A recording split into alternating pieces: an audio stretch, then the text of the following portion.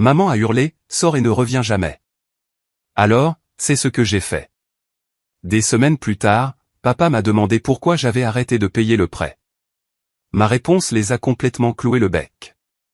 Je m'appelle Stéphanie Carson, et à 32 ans, je paie en secret le prêt immobilier de mes parents depuis 5 ans. C'est-à-dire, jusqu'à ce que ma mère hurle ces mots qui résonnent encore dans mon esprit, tu es une ingrate. Sors et ne reviens jamais. Alors, j'ai fait exactement ce qu'elle m'a demandé. Ma carrière dans le conseil financier m'a offert la possibilité d'aider ma famille, tout en conservant mon appartement en centre-ville. Je n'ai jamais attendu de gratitude, mais je ne m'attendais certainement pas à être chassé de la maison que je payais. Avant que je vous raconte comment tout s'est effondré ce dimanche après-midi, laissez-moi vous ramener en arrière. J'ai grandi dans une modeste maison de 3 chambres, dans un quartier de classe moyenne de Riverside, une petite banlieue à l'extérieur de Boston. Mes parents, Carol et Michael Carson, faisaient de leur mieux pour subvenir à nos besoins, à mon jeune frère Ryan et à moi, mais l'argent était toujours un problème. Maman travaillait comme réceptionniste dans un cabinet dentaire local, tandis que papa enchaînait les emplois de vendeur, sans jamais vraiment trouver sa place dans aucun secteur. Malgré nos limites financières, l'éducation n'était pas négociable dans notre foyer. Je me suis plongé dans mes études, en partie parce que j'aimais apprendre, et en partie parce que j'ai vite compris que la réussite scolaire était mon billet pour un avenir plus stable. Le lycée a été un tourbillon de cours avancés, de bénévolat et de petits boulots. Pendant que mes amis traînaient au centre commercial, je donnais des cours particuliers à des élèves plus jeunes pour gagner un peu d'argent, qui servait principalement à couvrir les dépenses que mes parents ne pouvaient pas assumer. Mon travail acharné a porté ses fruits lorsque j'ai reçu une bourse complète pour l'école de commerce de l'Université de Boston. Ces 4 années ont été transformatrices. Pour la première fois, j'étais entouré de personnes qui partageaient mon ambition et ma motivation. J'ai obtenu mon diplôme avec la mention très bien en finance, et j'ai décroché un premier poste chez Blackwood Consulting, un prestigieux cabinet financier du centre-ville de Boston. Alors que ma carrière décollait, le désastre a frappé à la maison. La récession économique a particulièrement touché mon père. Après avoir été licencié de son dernier poste de vendeur, il a eu du mal à trouver un nouvel emploi. À 54 ans, sans compétences spécialisées et avec un CV dépassé, il a fait face à un refus après l'autre. Le revenu de maman ne suffisait pas à couvrir leurs dépenses, et ils ont pris du retard sur les paiements de leurs prêts immobiliers. Je n'oublierai jamais l'appel téléphonique de ma mère en larmes, il y a 7 ans. Nous allons perdre la maison, Stéphanie, sanglotait-elle. La banque a envoyé un dernier avis aujourd'hui. Sans hésiter, j'ai vidé mon modeste compte d'épargne pour mettre leurs prêts à jour, mais je savais que ce n'était, au mieux, qu'une solution temporaire. Après mûre réflexion, j'ai contacté leur banque et j'ai pris un arrangement qu'ils offrent rarement, je prendrai en charge directement les paiements du prêt, mais je laisserai les noms de mes parents sur le contrat. Le directeur de la banque était sceptique, mais il a accepté après avoir examiné mes relevés financiers et mon historique de crédit. Mes parents continueraient de croire qu'ils effectuaient les paiements grâce à un programme d'aide que la banque leur aurait soi-disant proposé. En réalité, c'est moi qui transférais le montant exact à la banque chaque mois. Pendant ce temps, ma carrière poursuivait son ascension. À 27 ans, j'avais été promue consultante financière senior chez Blackwood, avec un bureau d'anglais et un salaire qui me permettait de louer un magnifique 2 pièces à Back Bay. Pourtant, je gardais ma chambre d'enfant chez mes parents, y passant les week-ends et les dîners de famille. La dynamique dans notre famille avait toujours été compliquée. Maman, avec sa mentalité de victime perpétuelle, dominait chaque conversation avec des plaintes sur son travail, sa santé et les voisins. Papa se repliait de plus en plus sur lui-même au fil des ans, choisissant le silence plutôt que la confrontation. Ryan s'est échappé de cet environnement toxique dès qu'il l'a pu, déménageant à Seattle pour l'université et ne revenant que rarement, même pour les fêtes. J'étais la seule à rester connectée, visitant consciencieusement chaque dimanche pour le dîner, écoutant les griefs de maman, et proposant des solutions qui étaient inévitablement rejetées. « Tu ne comprends pas ce que c'est », disait-elle avec dédain. « Ton travail chic et ton appartement ne font pas de toi une experte de la vraie vie. » L'ironie, bien sûr, c'est que je comprenais leur réalité financière mieux qu'eux. Je savais exactement combien ils devaient sur leur carte de crédit, une somme considérable, le peu qu'ils avaient épargné pour la retraite, presque rien, et que la maison dans laquelle ils vivaient depuis 30 ans aurait été saisie il y a des années sans mon intervention. Pendant 5 ans, j'ai maintenu cet équilibre précaire. Je trouvais satisfaction dans ma carrière, je nouais des amitiés significatives, et je sortais même occasionnellement, bien que les relations s'essoufflent souvent lorsque les hommes réalisaient à quel point mon énergie émotionnelle était consacrée à ma famille. Je me disais que cela en valait la peine pour préserver la maison familiale, pour donner à mes parents une stabilité dans leurs dernières années. Mais le ressentiment grandissait en même temps que mes contributions. Chaque commentaire désobligeant de maman sur mon style de vie privilégié piquait plus que le précédent. Chaque hochement de tête passif de papa, pendant que maman critiquait mes choix, ressemblait de plus en plus à une trahison. Pourtant, la famille, c'était la famille. On m'avait appris qu'il fallait soutenir les siens, quoi qu'il arrive. Alors, j'ai continué à payer le prêt, à venir au dîner du dimanche, et à prétendre que tout allait bien. Jusqu'à ce dimanche, il y a 3 semaines, où tout a changé. Ce dimanche-là a commencé comme n'importe quel autre. Je suis arrivé chez mes parents vers 16 heures, les sacs de courses à la main. J'apportais toujours les ingrédients pour le dîner, une autre contribution non reconnue au foyer. La voilà, notre grande fille de la ville, a lancé maman depuis la cuisine. J'ai décelé le ton familier dans sa voix, celui qui apparaissait chaque fois qu'elle faisait référence à ma vie loin d'eux. Je commençais à croire que tu ne viendrais pas. Je t'avais dit que je serais là à 16 heures, maman, ai-je répondu, posant les sacs sur le comptoir et lui embrassant la joue. Il est exactement 16 heures maintenant. Eh bien, certains d'entre nous sont debout depuis l'aube, a-t-elle répliqué, prenant les courses et les inspectant d'un œil critique. Ça doit être agréable de faire la grasse matinée le week-end. J'ai ravalé une répartie sur le fait que j'avais travaillé jusqu'à minuit la veille, pour terminer une présentation pour un client majeur. Cela n'aurait fait aucune différence. Dans le monde de maman, mon travail n'était pas un vrai travail, pas comme le sien. Papa était assis dans son fauteuil dans le salon, les yeux fixés sur un match de baseball. « Salut, ma puce », a-t-il dit sans lever les yeux, physiquement présent, mais émotionnellement distant. Il y a longtemps que j'avais cessé d'attendre qu'il prenne ma défense lorsque les commentaires de maman devenaient acides. Ce qui a rendu ce dimanche différent, c'était la présence inattendue de ma tante Patricia, la sœur cadette de maman. Tante Patricia vivait dans le New Hampshire et venait rarement. Contrairement à ma mère, elle avait réussi sa carrière dans l'immobilier et voyageait beaucoup. Maman détestait le succès de sa sœur presque autant qu'elle détestait le mien. « Stéphanie, regarde-toi. De plus en plus belle à chaque fois que je te vois », m'a chaleureusement accueilli tante Patricia. « Ta mère m'a parlé de ton super travail. Déjà consultante senior.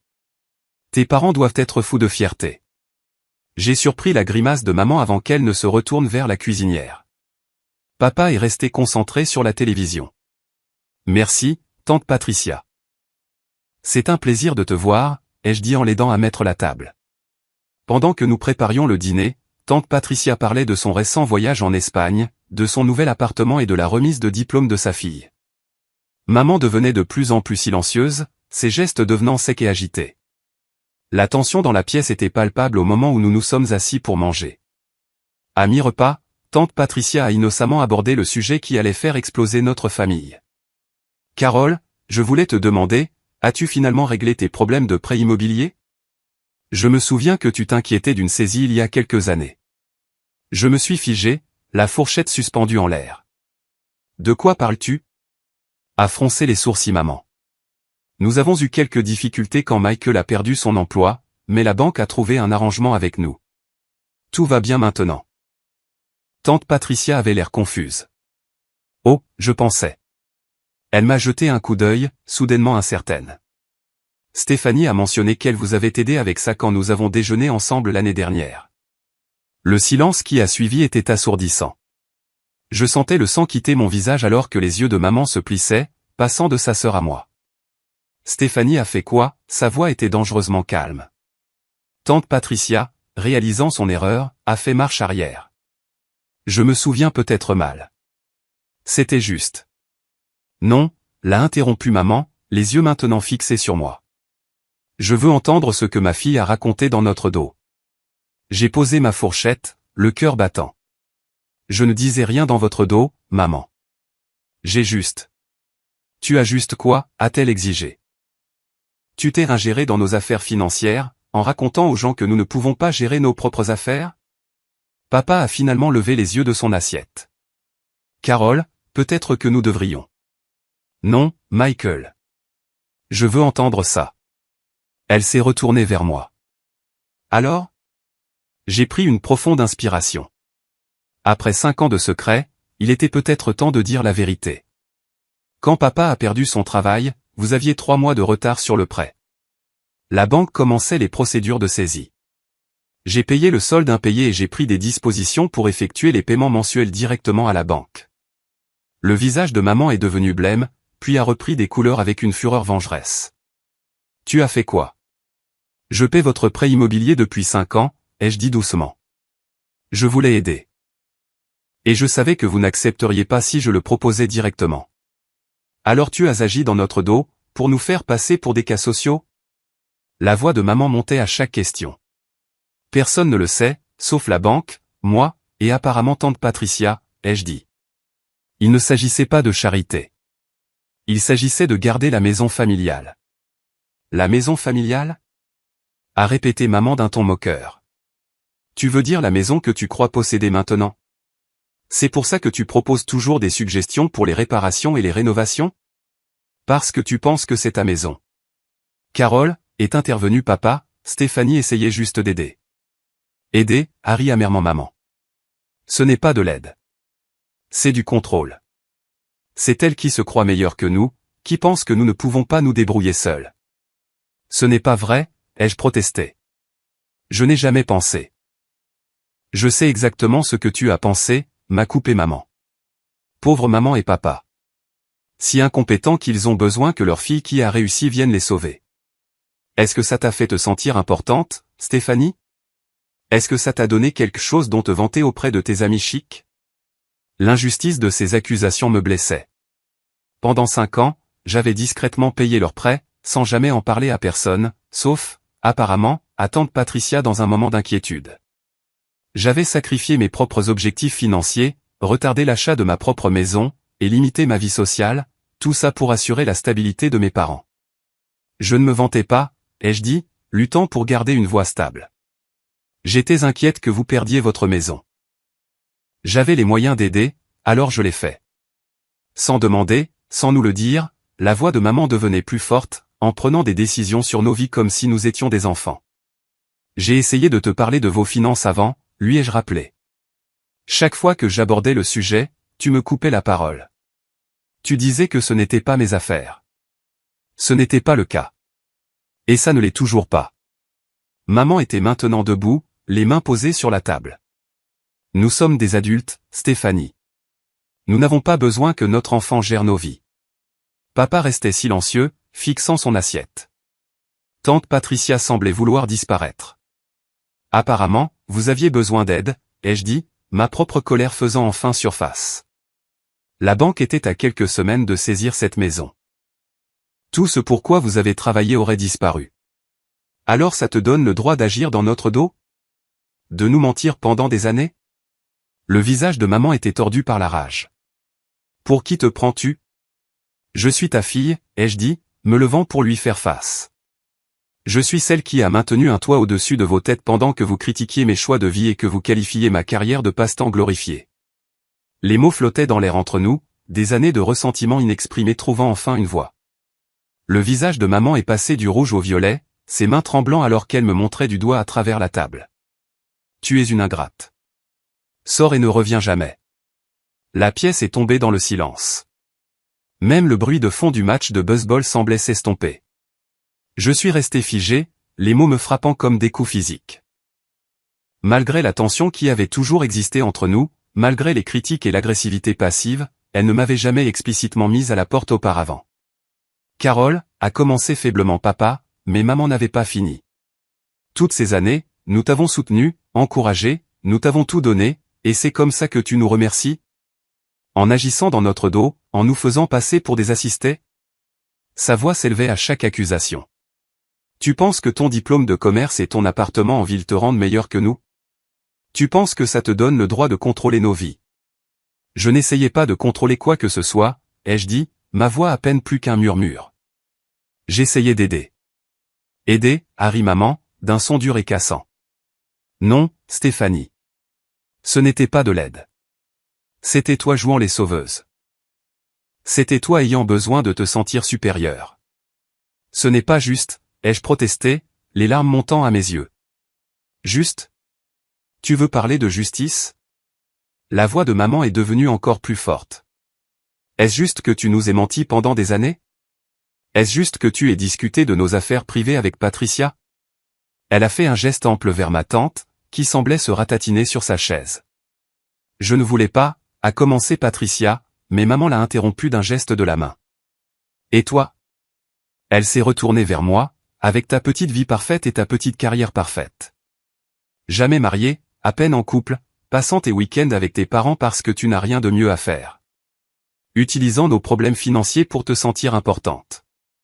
Chaque mot était un poignard, précisément dirigé vers mes insécurités les plus profondes.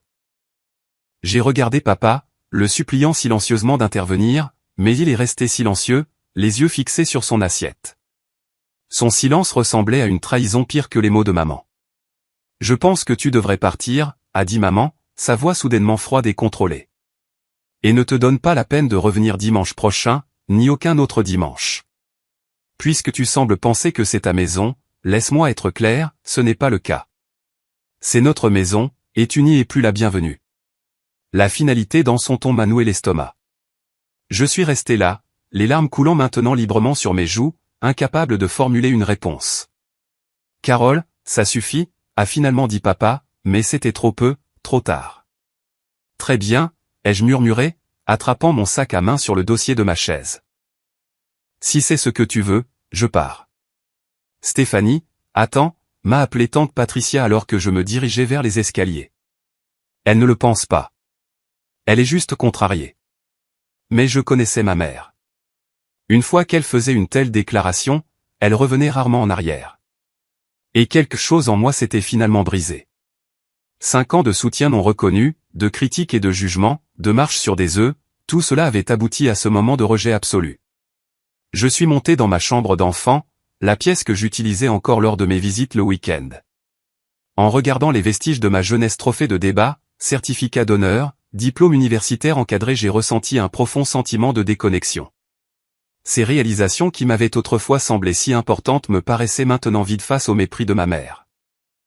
J'ai attrapé un sac de voyage dans le placard et l'ai rempli de l'essentiel, les vêtements que je gardais ici, des articles de toilette, quelques livres. Mes mains bougeaient mécaniquement tandis que mon esprit était en ébullition. Était-ce vraiment en train de se produire? Étais-je vraiment chassé de la maison que j'avais soutenue financièrement pendant des années? Pendant que je faisais mes bagages, j'entendais les bruits étouffés de la dispute qui continuait en bas, les tons stridents de maman, les réponses plus calmes de papa, et les tentatives de médiation de Patricia.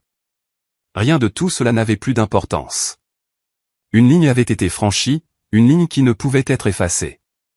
J'ai jeté un dernier regard à la pièce, au lit jumeau où j'avais passé d'innombrables nuits à rêver d'un avenir où je pourrais aider ma famille, où mon succès nous apporterait à tous sécurité et bonheur.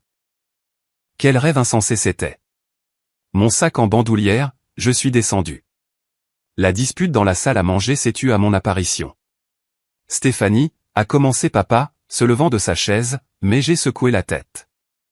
Ne fais pas ça, ai-je dit, ma voix étonnamment stable. Surtout pas. J'en ai assez entendu. Tu pars vraiment? Comme ça, le ton de maman suggérait qu'elle ne s'attendait pas à ce que je parte vraiment, malgré sa demande explicite. N'est-ce pas ce que tu veux, ai-je demandé. Que je sorte et que je ne revienne jamais?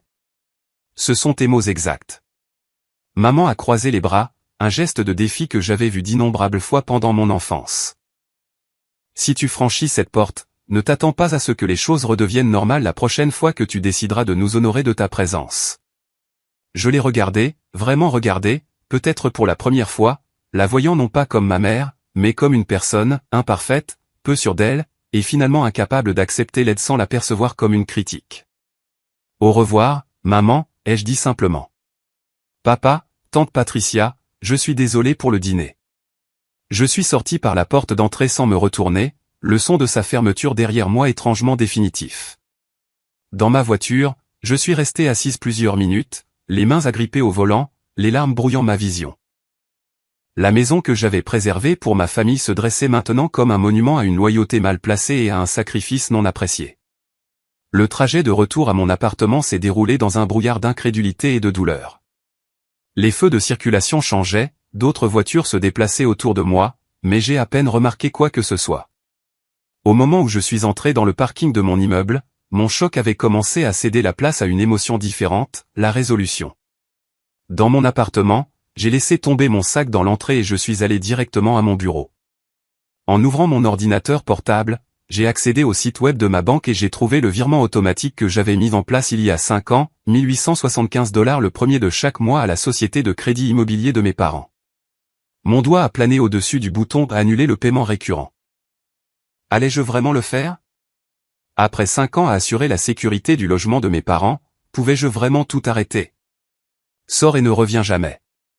Les mots de maman résonnaient dans mon esprit. J'ai cliqué sur le bouton. Une fenêtre de confirmation est apparue. Êtes-vous sûr de vouloir annuler ce paiement récurrent? J'ai cliqué sur oui. Et voilà, c'était fait.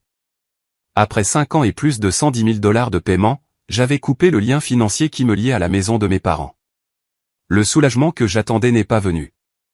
Au lieu de cela, un vide profond s'est installé dans ma poitrine alors que je fermais l'ordinateur portable. Cette nuit-là, je me suis retiré du groupe de discussion familiale, j'ai supprimé mes 2 parents de mes amis sur les réseaux sociaux, et j'ai éteint mon téléphone. Quoi qu'il arrive ensuite, j'avais besoin d'espace pour digérer le changement sismique dans ma dynamique familiale. Alors que je sombrais enfin dans un sommeil agité, une pensée m'a apporté un petit réconfort. Pour la première fois de ma vie d'adulte, j'étais complètement détaché des problèmes financiers de mes parents. Ce qui leur arriverait maintenant n'était plus ma responsabilité. Cette liberté était à la fois terrifiante et exaltante. La première semaine après la confrontation s'est déroulée dans un tourbillon d'extrêmes émotionnels. Pendant la journée, je me suis jeté dans le travail avec une intensité qui a surpris même mes collègues les plus ambitieux. Les nuits étaient différentes. Seul dans mon appartement, les doutes s'insinuaient. Avais-je réagi de manière excessive? Aurais-je dû essayer plus fort d'expliquer? Était-ce trop radical de couper les paiements du prêt? Mon téléphone est resté éteint les 3 premiers jours. Quand je l'ai finalement rallumé, il n'y avait aucun message de mes parents. Ce silence m'a blessé plus que je ne l'aurais cru. Malgré tout, une partie enfantine de moi avait espéré qu'ils me contacteraient, s'excuseraient, reconnaîtraient leur erreur. Le 4e jour, ma meilleure amie Kimberly a organisé ce qu'elle a appelé une intervention à mon appartement, arrivant à l'improviste avec des plats à emporter et du vin. « Tu as une mine affreuse », a-t-elle annoncé lorsque j'ai ouvert la porte. « Merci. » Entre donc, ai-je répondu sèchement, m'écartant pour la laisser passer. Kimberly était l'une des rares personnes à être au courant de mon soutien financier à mes parents. Elle me conseillait d'arrêter depuis des années, qualifiant cela d'arrangement toxique qui encourageait la manipulation émotionnelle de ma mère. « Alors, tu l'as enfin fait ?» a-t-elle dit en déballant des contenants de nourriture thaïlandaise sur mon comptoir de cuisine. « Tu as enfin tenu tête à Carole la terrible. » Malgré tout, j'ai ressenti une pointe de défensive. Ne l'appelle pas comme ça. Kimberly a haussé un sourcil. La femme te met à la porte de la maison que tu paies, et tu la défends encore? Elle reste ma mère, ai-je dit doucement. Et c'est exactement ça le problème, Kimberly m'a tendu un verre de vin. Ta mère sait exactement comment appuyer sur tes points sensibles parce que c'est elle qui les a installés. Tu as besoin de recul, Steph. Que conseillerais-tu à un client qui serait dans ta situation? Elle avait raison. En tant que consultante financière, j'avais conseillé à de nombreux clients de démêler leurs finances de celles des membres de leur famille qui en profitaient. Pourquoi avais-je été incapable de suivre mes propres conseils professionnels? Cette nuit-là, après le départ de Kimberly, j'ai fait quelque chose que j'évitais, j'ai appelé mon frère, Ryan, à Seattle. Il était temps, a-t-il dit quand je lui ai raconté ce qui s'était passé. Ça fait des années que je te dis que ce sont des vampires émotionnels, surtout maman. Ils ne sont pas si terribles que ça, ai-je dit automatiquement. Stéphanie, elle t'a mise à la porte de la maison que tu payais parce que tu as eu l'audace de les aider. Dans quel univers est-ce que ce n'est pas si terrible? Présenté comme ça, c'était difficile de le contredire. Nous avons parlé pendant plus d'1 heure, la plus longue conversation que nous ayons eue depuis des années. Ryan avait pris ses distances avec nos parents il y a longtemps, limitant les contacts à de brefs appels pour les fêtes et les anniversaires. Il avait reconnu la toxicité de notre dynamique familiale et avait choisi de se préserver. Moi, j'avais choisi le sacrifice. Maintenant, nous comparions nos notes sur la façon dont ces choix avaient façonné nos vies. Tu devrais venir me voir, a-t-il suggéré avant de raccrocher. Seattle est magnifique en été. Prends un peu de distance. Fais le vide dans ta tête. Je promets d'y réfléchir, me sentant plus légère après notre conversation. Ryan comprenait d'une manière que personne d'autre ne pouvait. Il avait grandi dans la même maison, avec les mêmes dynamiques. Sa validation signifiait plus que je ne l'aurais cru. La deuxième semaine est arrivée, le jour où le premier paiement du prêt aurait dû être effectué depuis que j'avais annulé le virement automatique. Je me suis surprise à vérifier mon téléphone plus souvent, m'attendant à moitié à des appels frénétiques de mes parents. Rien n'est venu. Le 16e jour, le premier texto de papa est apparu, « Comment va le travail ? Maman a fait un rôti hier. » Le ton désinvolte, comme si de rien n'était, était si typique de mon père que j'ai failli en rire. Sa stratégie de toujours ignorer les conflits était pleinement visible. Je n'ai pas répondu. 3 jours plus tard, un autre texto, « J'ai des problèmes avec la banque en ligne. Peux-tu aider ? » Encore une fois, je n'ai pas répondu. La vague référence aux problèmes bancaires concernait clairement le prêt, mais il ne pouvait pas se résoudre à l'aborder directement. Au début de la 3e semaine, les messages sont devenus plus fréquents et moins subtils. « Papa, la banque a appelé à propos du prêt. Ce doit être une erreur. Papa, peux-tu appeler quand tu auras un moment ? Important. Papa, Stéphanie, s'il te plaît, réponds. C'est à propos de la maison. » Pourtant, je gardais le silence. Des années de soutien non reconnu avaient abouti à ce que je sois mise à la porte. S'il voulait discuter du prêt maintenant, il devait reconnaître ce qui s'était passé. Puis est venue la première prise de contact de maman, 20 jours après qu'elle m'ait dit de sortir et de ne jamais revenir, la banque dit que nous sommes en retard de paiement. Règle ça immédiatement. Aucune reconnaissance de ses paroles ou de ses actes. Juste une exigence que je règle le problème. L'audace était à couper le souffle. D'autres messages ont suivi, de plus en plus urgents, alors que la banque commençait probablement son processus de recouvrement. Papa, nous avons reçu un avis de retard de la banque. Il menace de frais supplémentaires. Maman, je ne sais pas à quel jeu tu joues, mais ça doit cesser. Appelle-moi. Papa, s'il te plaît, appelle. Maman est très contrariée par les lettres de la banque. L'ancienne Stéphanie aurait cédé à ce stade, appelé la banque, et pris des dispositions pour mettre le prêt à jour. Mais quelque chose de fondamental avait changé en moi pendant ces 3 semaines de séparation. J'avais commencé une thérapie sur l'insistance de Kimberly, avec un conseiller spécialisé dans les dynamiques familiales. Le docteur Matthews m'avait initié à des concepts comme le chantage émotionnel et la facilitation financière, qui mettaient ma relation avec mes parents sous un jour dur mais éclairant. 25 jours après la confrontation, le message que j'avais à la fois redouté et attendu est arrivé de papa, la banque a appelé. Ils ont entamé une procédure de saisie. Nous devons parler. J'ai fixé mon téléphone, le cœur battant. C'était le moment de vérité. La maison où j'avais grandi, le foyer que j'avais secrètement préservé pendant des années, était maintenant en danger. Et pour la première fois, j'ai reconnu une simple vérité, ce n'était pas ma responsabilité de la sauver. Ce soir-là, mon portier a appelé pour annoncer une visite. Un certain Michael Carson est ici pour vous voir, mademoiselle Carson. Dois-je le faire monter ? Papa n'était jamais venu à mon appartement auparavant. En 5 ans que j'y vivais, aucun de mes parents n'avait manifesté le moindre intérêt à voir mon chez-moi. Je descends, ai-je dit au portier, n'étant pas prête à accueillir papa dans mon espace personnel. Dans le hall, papa avait l'air plus petit, en quelque sorte, les épaules voûtées, l'expression anxieuse. Quand il m'a vu, le soulagement a envahi son visage. Stéphanie, Dieu merci. Tu ne répondais ni à nos appels ni à nos textos. Nous étions morts d'inquiétude. Cette inquiétude m'aurait peut-être touché autrefois. Maintenant, je la reconnaissais pour ce qu'elle était, une inquiétude concernant la saisie, pas moi. Salut, papa, ai-je dit, gardant une voix neutre. Pourquoi es-tu ici ? Il a regardé autour du hall, clairement mal à l'aise d'avoir cette conversation dans un espace semi-public. Pouvons-nous parler quelque part en privé ? Nous pouvons nous asseoir là-bas, ai-je dit, désignant un petit coin salon dans le coin du hall. Il était vide, offrant une intimité minimale sans l'intimité de mon appartement. En nous asseyant, j'ai remarqué à quel point papa avait l'air fatigué. Les 3 dernières semaines l'avaient clairement éprouvé. Pendant un instant, la culpabilité m'a serré le cœur, mais je l'ai repoussée. Je n'avais pas créé cette situation, j'avais simplement cessé de la faciliter. Stéphanie, a-t-il commencé, la voix basse et urgente, pourquoi as-tu arrêté de payer le prêt? La franchise de la question de papa m'a prise au dépourvu. Après des années à éviter les conversations difficiles, des années à tourner autour du pot, il avait enfin posé une question directe. C'était presque rafraîchissant. À ton avis, papa, ai-je demandé, en le regardant dans les yeux. Il s'est agité sur son siège, mal à l'aise. C'est à cause de ce que ta mère a dit? Tu sais comment elle est. Elle ne le pensait pas. Quelle partie ne pensait-elle pas? Celle où elle m'a traité d'ingrate, ou celle où elle m'a dit de sortir et de ne jamais revenir? Papa a grimacé. Elle était contrariée. Tu sais comment elle est quand elle se sent attaquée. Je ne l'attaquais pas, ai-je dit, gardant ma voix calme et mesurée malgré les émotions qui bouillonnaient en moi. J'expliquais que je payais votre prêt depuis 5 ans. Ce n'est pas une attaque, c'est un fait.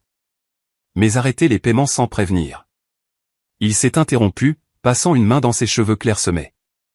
La banque dit qu'ils entament une procédure de saisie. Nous ne pouvons pas nous permettre les paiements seuls, Stéphanie. Tu le sais. Et voilà, l'aveu que j'attendais. Ils avaient toujours su qu'ils ne pouvaient pas se permettre leur maison. Ils comptaient sur mon soutien secret, tout en critiquant mes choix de vie et en méprisant mes réussites. J'en suis consciente, ai-je dit. J'en suis consciente depuis 5 ans. C'est pour ça que j'ai commencé à faire les paiements. Alors pourquoi arrêter maintenant? Il y avait une véritable confusion dans sa voix, comme s'il ne pouvait pas comprendre pourquoi sa fille refuserait soudainement de continuer à les soutenir après avoir été mise à la porte de leur maison. Maman m'a dit de sortir et de ne jamais revenir, ai-je dit simplement. Je respecte ses souhaits. Elle ne voulait pas dire. Si, elle le voulait, les jeux interrompus, soudainement fatigués des excuses. À ce moment-là, elle le pensait absolument. Et pas une seule fois au cours des 3 semaines qui ont suivi, elle n'a appelé pour s'excuser ou même reconnaître ce qui s'est passé. Pas une seule fois, elle ne m'a remercié pour les 5 années de soutien que j'ai fournis. Au lieu de cela, elle a envoyé un texto exigeant que je règle le problème du prêt, comme si c'était ma responsabilité d'entretenir une maison où je ne suis plus la bienvenue. Papa s'est tu, les yeux baissés sur ses mains. Pour la première fois, je me suis demandé s'il m'écoutait vraiment. Papa, te rends-tu compte de ce que tu demandes? Tu veux que je continue à payer pour une maison où l'on m'a explicitement dit que je n'étais pas la bienvenue? En quoi est-ce logique? Elle était juste en colère, a-t-il marmonné, mais la défense semblait faible même pour lui. Et moi, je suis blessé, ai-je répliqué. J'ai passé des années à vous soutenir tous les deux, émotionnellement et financièrement. J'ai enduré les critiques de maman, ses commentaires désobligeants sur ma carrière et mes choix de vie. Je t'ai vu rester silencieux pendant qu'elle me rabaissait. Et quand la vérité sur le prêt a finalement éclaté, au lieu de gratitude, j'ai eu des accusations et du rejet. Il a levé les yeux, et j'ai vu quelque chose d'inattendu dans son regard, la honte. Nous avons trop compté sur toi, a-t-il admis doucement. Ce n'était pas juste. Cette simple reconnaissance, après des années de silence et d'évitement, m'a frappé plus fort que je ne l'aurais cru. Ma gorge s'est nouée et j'ai dû prendre une profonde inspiration avant de répondre. Non, ce n'était pas le cas, ai-je convenu. Ce n'était pas juste de s'attendre à ce que je subventionne votre style de vie tout en me traitant comme si j'étais moins digne de respect à cause de mon succès. Je n'ai jamais pensé. C'est bien là le problème, papa, les jeux coupés doucement. Tu n'y as jamais pensé du tout. Tu as accepté l'arrangement parce que c'était pratique. Tu as laissé maman dicter le ton émotionnel de notre famille parce que l'affronter était trop difficile. Tu as été un observateur passif de ta propre vie, et tu lui as permis de me traiter terriblement parce que lui tenir tête aurait perturbé ton confort. La dure vérité flottait entre nous. Les épaules de papa se sont affaissées davantage, et pendant un instant, j'ai cru qu'il allait pleurer. Quand il a repris la parole, sa voix était à peine audible. Tu as raison. Je t'ai laissé tomber, Stéphanie. En tant que père, j'aurais dû te protéger, te soutenir. Au lieu de cela, j'ai laissé les insécurités et la jalousie de ta mère dicter la façon dont nous te traitions. Il a levé les yeux, me regardant droit dans les yeux. Je suis désolé. Vraiment désolé. De toute ma vie, je pouvais compter sur les doigts d'une main le nombre de fois où j'avais entendu mon père s'excuser pour quoi que ce soit. La sincérité dans sa voix était indéniable. Et malgré tout, j'ai senti une petite fissure dans le mur que j'avais construit autour de mon cœur. J'apprécie cela, ai-je dit prudemment. Mais des excuses de ta part ne suffisent pas. Maman doit reconnaître ce qui s'est passé et assumer la responsabilité de ses paroles et de ses actes. Papa a hoché la tête lentement. Elle a du mal, Stéphanie. Les lettres de la banque, la menace de saisie. Ça la force à affronter des vérités difficiles sur notre situation financière et sur la façon dont nous t'avons traité. Elle n'est pas dans une bonne passe. Ce n'est pas ma responsabilité, ai-je dit, plus sèchement que je ne le voulais. Adoucissant mon ton, j'ai ajouté, je ne peux pas continuer à m'immoler par le feu pour vous garder au chaud. Ça me détruit. Je comprends, a dit papa. Et pour une fois, j'ai cru qu'il comprenait vraiment. De quoi as-tu besoin de notre part? Qu'est-ce qui pourrait arranger les choses? La question m'a surprise. Dans toutes nos années de dysfonctionnement familial, personne ne m'avait jamais demandé ce dont j'avais besoin. J'ai pris un moment pour réfléchir attentivement à ma réponse. J'ai besoin que maman s'excuse. Sincèrement. Pas seulement parce qu'elle veut que les paiements du prêt reprennent. J'ai besoin d'une reconnaissance du soutien que j'ai apporté et de la façon dont j'ai été traité. Et plus important encore, j'ai besoin d'établir des limites claires pour l'avenir. Notre relation ne peut pas continuer comme elle a été. Papa a hoché la tête pensivement. Serais-tu prête à venir à la maison pour une conversation? Tous les trois, pour parler ouvertement et honnêtement. La perspective de retourner à la maison où j'avais été rejeté était intimidante, mais je reconnaissais la nécessité d'affronter cette situation directement. Sous certaines conditions, ai-je dit. Il faut que ce soit une discussion calme et respectueuse. Au premier signe que maman devient défensive ou agressive, je pars. Et je veux qu'il soit clair que je ne m'engage pas à reprendre les paiements du prêt. Cela dépendra entièrement de la tournure de la conversation. C'est juste, a convenu papa, un soupçon de soulagement dans la voix. Quand serais-tu prête à nous rencontrer? Nous nous sommes mis d'accord pour le dimanche suivant, exactement 4 semaines après la confrontation qui avait brisé notre dynamique familiale. Alors que papa se levait pour partir, il a hésité, puis s'est avancé et m'a maladroitement prise dans ses bras. C'était la première fois qu'il initiait un contact physique depuis des années. Je suis fier de toi, Stéphanie, a-t-il murmuré. J'aurais dû te le dire il y a longtemps. Après son départ, je suis restée assise dans le salon du hall, digérant ce qui venait de se passer. La conversation ne s'était déroulée en rien comme je l'avais prévu. Au lieu de manipulation et de culpabilisation, papa avait vraiment écouté. Il avait reconnu son rôle dans notre système familial dysfonctionnel. Ce n'était pas tout, mais c'était un début. De retour dans mon appartement, j'ai appelé ma thérapeute pour une séance d'urgence afin de me préparer à la réunion de famille à venir. Le docteur Matthews m'a aidé à développer des stratégies pour maintenir mes limites, reconnaître les tactiques de manipulation, et exprimer clairement mes besoins sans être déstabilisé par des réponses émotionnelles. Rappelez-vous, a-t-elle conseillé à la fin de notre séance, vous n'êtes pas responsable de leurs réactions ou de leurs émotions. Vous ne pouvez contrôler que votre propre comportement.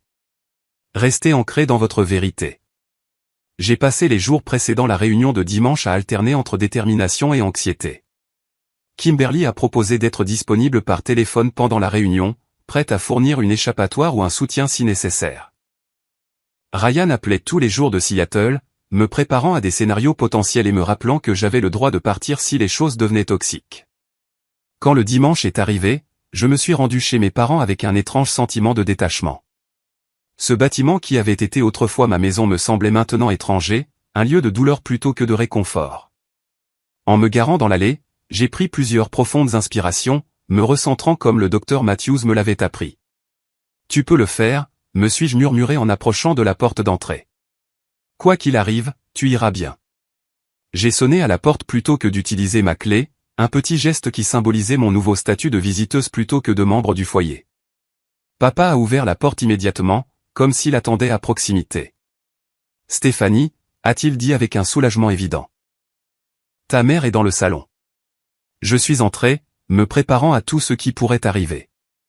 L'odeur familière de la maison, un mélange du parfum floral de maman et du produit à polir au citron que papa utilisait pour les meubles, a provoqué une vague de nostalgie que j'ai rapidement réprimée.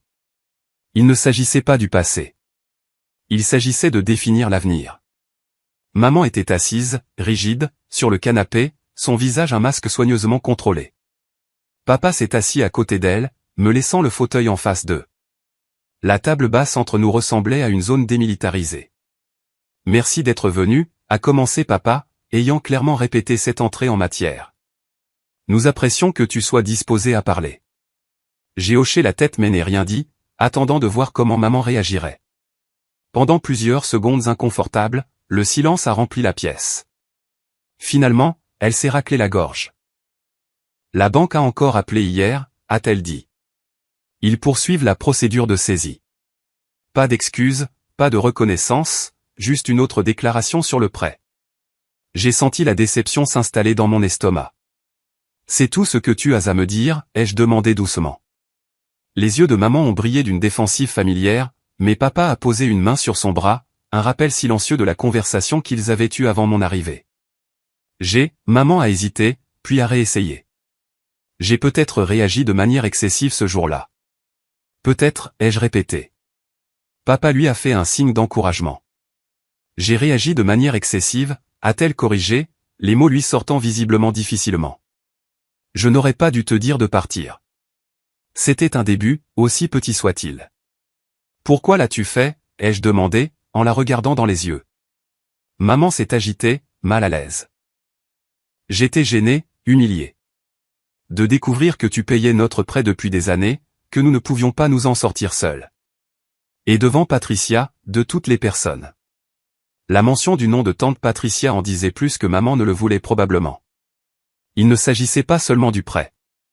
Il s'agissait des apparences, de la fierté, de sa compétition permanente avec sa sœur qui avait mieux réussi. Donc ta fierté était plus importante que de reconnaître l'aide que j'ai apportée pendant 5 ans? J'ai gardé un ton neutre, non accusateur. Ce n'était pas comme ça, a protesté maman, mais papa est intervenu. Si, Carole. C'était exactement comme ça. Son ton ferme nous a surprises, maman et moi. Notre fierté, notre refus d'admettre que nous avions besoin d'aide, nous ont conduits à profiter de la générosité de Stéphanie sans jamais la reconnaître ou la remercier correctement. Les lèvres de maman se sont pincées, mais elle ne l'a pas contredit. Un certain progrès. J'ai décidé qu'il était temps de tout mettre sur la table. Sortant de mon sac, j'ai pris un dossier contenant les relevés de chaque paiement de prêt que j'avais effectué au cours des 5 dernières années. Je l'ai posé sur la table basse et l'ai fait glisser vers eux. Voici ce que j'ai contribué, ai-je dit simplement. 112 500 $ sur 5 ans. Chaque paiement effectué à temps, sans fanfare ni reconnaissance. Tout en endurant des critiques sur ma carrière, mon style de vie et mes choix. Maman a fixé le dossier, mais ne l'a pas ouvert. Papa l'a pris avec des mains tremblantes, parcourant les pages avec une consternation croissante. Je n'avais aucune idée que c'était autant, a-t-il murmuré. C'est parce qu'aucun de vous n'a jamais demandé, ai-je souligné. Vous avez accepté l'aide sans poser de questions, sans gratitude, et finalement, avec du ressentiment plutôt que de l'appréciation. Les yeux de maman sont restés fixés sur le dossier, son expression illisible. Quand elle a finalement parlé, sa voix était à peine audible. Je ne sais pas quoi dire. Merci serait un bon début, ai-je suggéré, suivi d'excuses sincères pour les choses que tu as dites quand tu m'as mise à la porte de cette maison. Elle a tressailli à ma franchise, mais a finalement levé les yeux pour rencontrer les miens. Merci, a-t-elle dit, les mots sonnant étrangement venant d'elle. Et je suis désolé pour ce que j'ai dit. Je ne le pensais pas. Ce n'était pas parfait. Il y avait toujours une qualité défensive dans son ton, mais c'était plus que ce que j'avais jamais reçu d'elle auparavant. J'ai hoché la tête en signe d'acceptation, attendant de voir si elle allait développer. J'étais jalouse, a-t-elle admis après une autre longue pause, me surprenant par sa franchise. Te voir réussir, construire ta carrière, te permettre des choses que nous n'avons jamais pu avoir. Ça m'a fait me sentir comme un échec. Comme si tout ce pourquoi ton père et moi avions travaillé n'était pas assez bien. Je n'ai jamais pensé ça, ai-je dit doucement. Je sais. C'était mon problème, pas le tien. Les mains de maman se tordaient sur ses genoux. Et puis, découvrir que tu payais le prêt, ça ressemblait à de la charité, à de la pitié. C'était plus facile d'être en colère que reconnaissante. L'honnêteté brute de ces paroles m'a frappé. C'était la conversation la plus authentique que nous ayons jamais eue sur notre relation. Où allons-nous à partir de maintenant, a demandé papa, regardant entre maman et moi. J'ai pris une profonde inspiration. C'était le moment d'établir les nouvelles conditions de notre relation, de fixer les limites dont j'avais besoin depuis des années. D'abord, nous devons être clairs sur la maison, ai-je dit. Je ne reprends pas les paiements du prêt. Le visage de maman s'est décomposé, mais elle a hoché la tête avec raideur. Au lieu de cela, ai-je continué, je suis prête à vous aider à élaborer un plan pour votre indépendance financière. Cela pourrait signifier déménager dans une maison que vous pouvez réellement vous permettre, créer un budget réaliste, ou explorer d'autres options pour vos années de retraite. Mais quoi qu'il arrive, cela doit être durable sans mon soutien financier continu. Papa a hoché la tête pensivement. C'est plus que juste. Deuxièmement, notre relation doit changer, ai-je dit fermement. Plus de critiques sur ma carrière ou mon style de vie. Plus de commentaires passifs-agressifs. Plus d'attentes que je laisse tout tomber quand vous avez besoin de quelque chose. Je suis votre fille, pas votre banque personnelle ou votre punching ball émotionnel. Maman a tressailli à mes mots, mais n'a pas argumenté. Et enfin, ai-je conclu, j'ai besoin de temps et d'espace pour guérir. Cette rupture de confiance, le fait d'être mise à la porte de la maison familiale. Il me faudra du temps pour digérer et surmonter cela. Je ne vous coupe pas les ponts, mais j'établis des limites. Les dîners du dimanche seront occasionnels, pas hebdomadaires. Les appels téléphoniques auront lieu quand j'aurai l'énergie émotionnelle, pas sur demande. Et tout autre soutien financier sera discuté ouvertement et reconnu de manière appropriée. Un lourd silence est tombé alors que mes parents absorbaient ces conditions.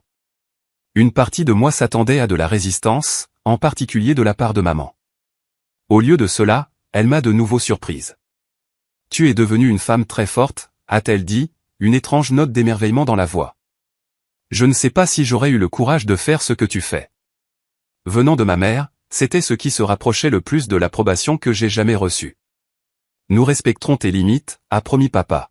« Et nous travaillerons avec toi sur le plan financier. » Il est plus que temps que nous assumions la responsabilité de notre propre situation. En repartant de la maison une heure plus tard, après avoir discuté des premières étapes de leur planification financière, je me sentais plus légère que je ne l'avais été depuis des années. La route à venir ne serait pas facile.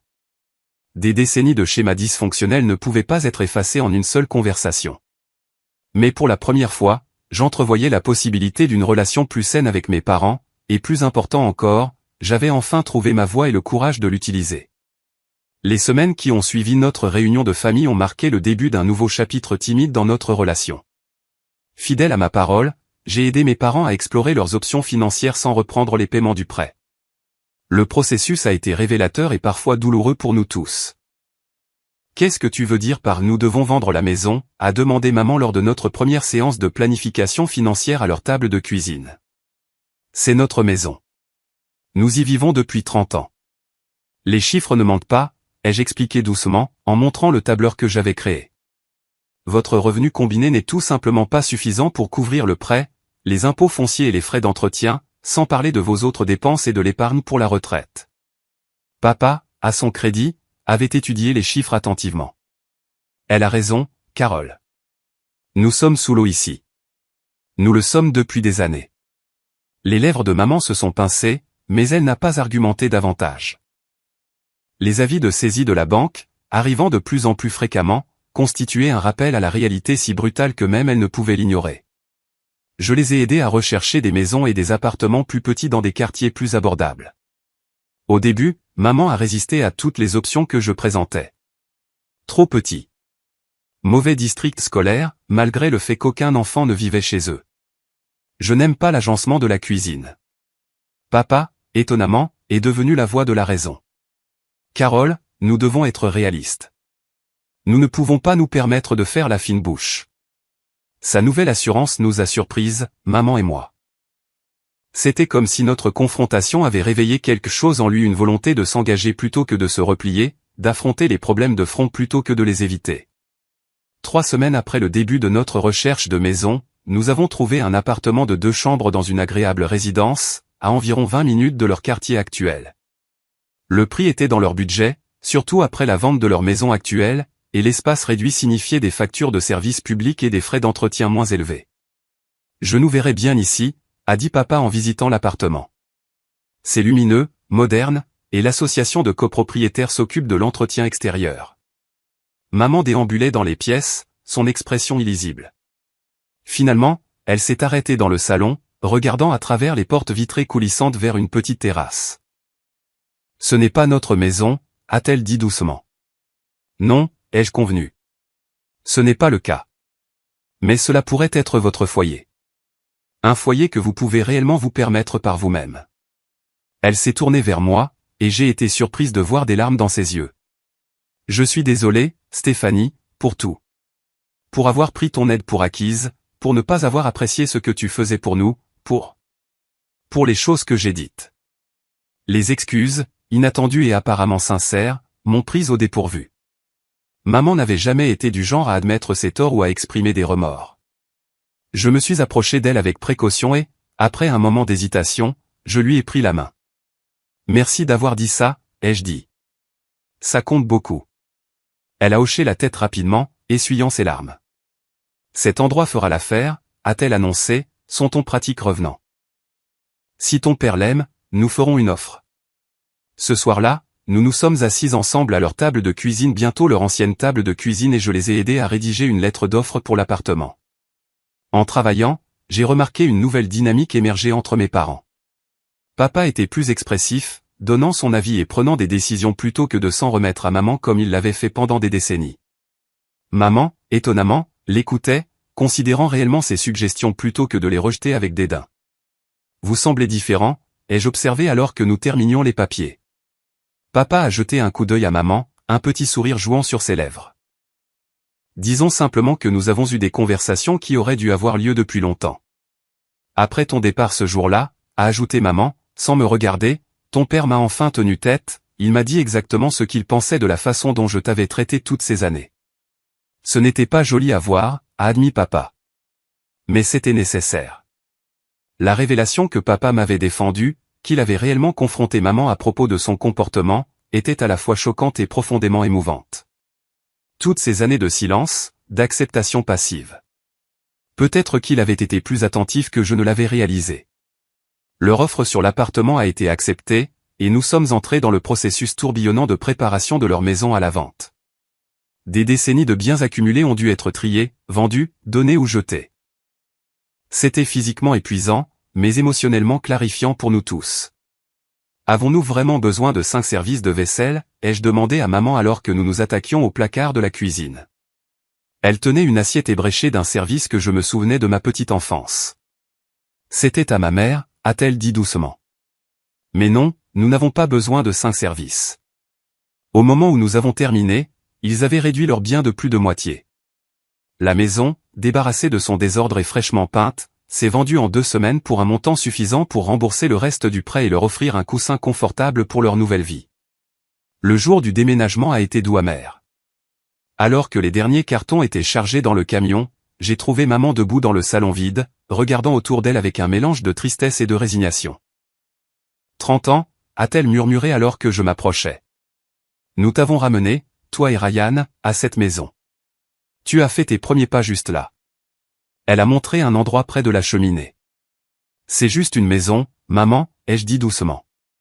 Les souvenirs nous accompagnent. Elle a hoché la tête, clignant rapidement des yeux. Tu as raison.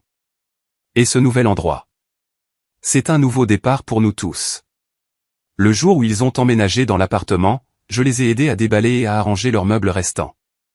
L'espace plus petit convenait en fait parfaitement à leurs biens réduits, créant un environnement confortable et gérable.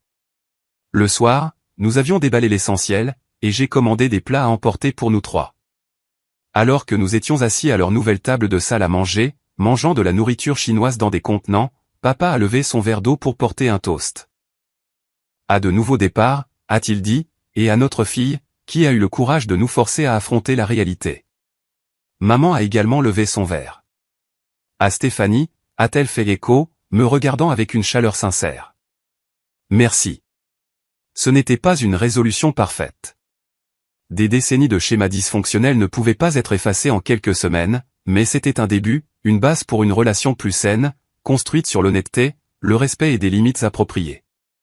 Alors que je me préparais à partir ce soir-là, maman a hésité, puis m'a serré dans ses bras. Pas l'étreinte superficielle qu'elle offrait par le passé, mais un vrai câlin, serré et prolongé.